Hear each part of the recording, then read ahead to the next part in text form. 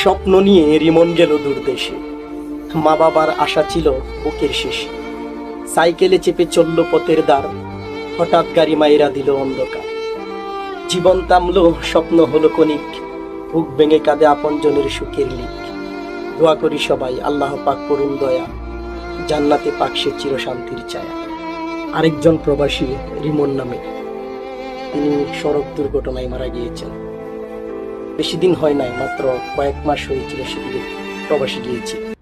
গত কয়েকদিন আগে আরেকজন প্রবাসী না কি মারা গিয়েছে। এই কথাগুলো শুনলে আসলে খুব খারাপ লাগে।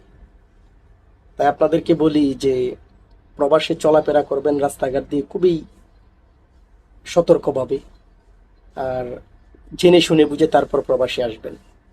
দালালের কপ্পর থেকে নিজে বাঁচুন, অন্য কেউ বাঁচান।